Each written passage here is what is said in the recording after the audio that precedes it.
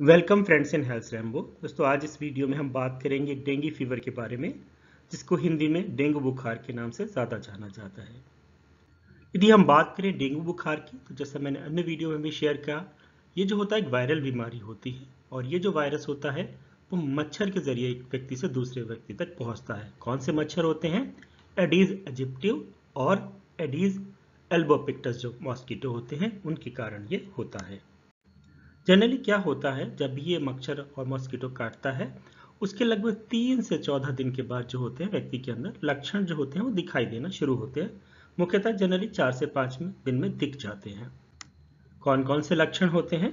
जैसे ज़्यादातर आप लोग जानते हैं, बुखार आता है, तेज़ बुखार होता है, सर में दर्द बहुत ज़्यादा होता है, शरीर में चकत्ते से पड़ जाते हैं, थकावट होती है, जोड़ों और मांसपेशियों में दर्द होता है, जो गर्दन वंगे और जो गले में जो ग्लैंड्स होती हैं, लिम्फ नोड्स होती हैं, वो सूज जाती हैं। उसके अलावा प्लेटलेट्स का इस बीमारी से काफ़ी ज़्यादा संबंध होता है। तो इस बीमारी में क्या होता है, जो प्लेटलेट्स होते हैं वो कम हो जाते हैं। प्लेटलेट होता क्या है? तो प्लेटलेट जो होता है हमारे खून का एक पार्ट होता है, जिसको इंग्लिश में थ्रोम्बोसाइट्स के नाम से भी जानते हैं। ये होता क्या है?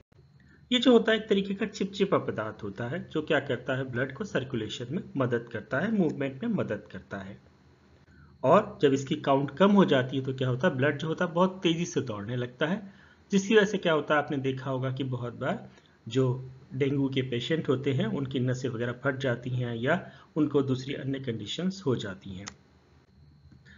यदि हम बात करें कितना प्लेटलेट्स हमारे शरीर में होता है, तो हमारे शरीर में जो प्लेटलेट्स की काउंट्स होती है लगभग 4.5 लाख, मतलब 4.5 लाख एवरेज होती है। जब किसी व्यक्ति को वायरल बुखार होता है तो इसकी काउंट जो होती है 90 से लेकर 1 लाख तक हो जाती है।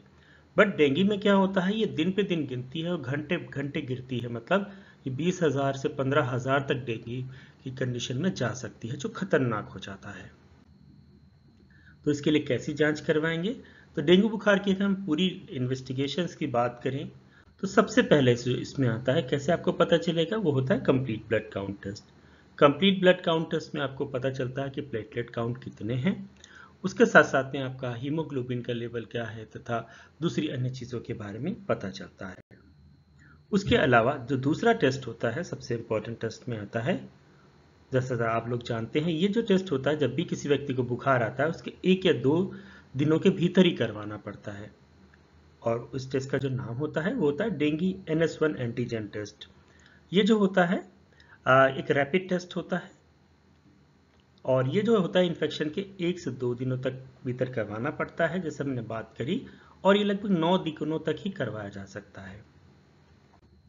उसके अलावा एक अन्य रैपिड टेस्ट होता है, बहुत ज़्यादा फेमस टेस्ट है। वो कब करवाते हैं? ये भी जो होता है 1 से 7 दिनों के भीतर ही करवाना पड़ता है। इस टेस्ट को हम nucleic acid amplification test, NAT test या डेंगू PCR टेस्ट के नाम से भी जानते हैं। ये थोड़ा होता है महंगा होता है, बट इसके जो रिजल्ट होते हैं बेटर होते हैं, फास्ट होते हैं। और यदि ये नेगेटिव माना जाता है तो जनरली पाया जाता है कि व्यक्ति को डेंगू नहीं है, या हो सकता है कि सैंपल लेने में व्यक्ति ने कोई जो अपनी लैब को देने में कोई परेशानी हुई है या सही से सैंपल नहीं लिया है, इस कारण से भी ये निगेटिव आ सकता है। अब बात करते हैं चौथे टेस्ट की। ये कब करवाते हैं?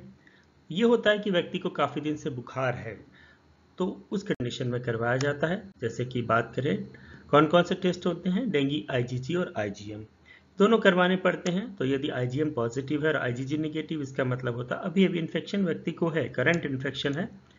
अगर दोनों पॉजिटिव होते हैं तब भी मतलब होता है करंट इन्फेक्शन है। उसके अलावा यदि IgM निगेटिव है और IgG जो होता है वो टाइम इंक्रीज कर रहा तो रिसेंट इन्फेक्शन होता है। उसके अलावा यदि IgM लो है या निगेटिव है और IgG पॉजिटिव है तो पास्ट इन्फेक्शन कहलाता है, और अगर दोनों निगेटिव हैं तो हो सकता है कोई अन्य कारण हो। तो इस तरीके से रिपोर्ट को इंटरप्रेट किया जाता है।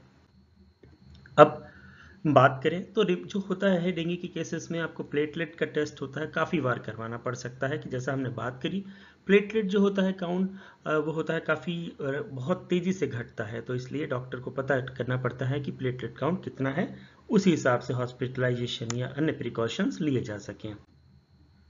उसके अलावा आपकी कंडीशन के हिसाब से और भी टेस्ट करवा सकते हैं, जैसे कि यूरिन एग्जामिनेशन रूटीन माइक्रोस्कोपिक हो सकता है कि पेशाब की में क्या स्थिति है, कहीं उसमें खून वगैरह तो नहीं आ रहा है। उसके अलावा लीवर की क्या कंडीशन है, किडनी की क्या कंडीशन है, liver function test, kidney function test भी करवा सकते हैं डॉक्टर।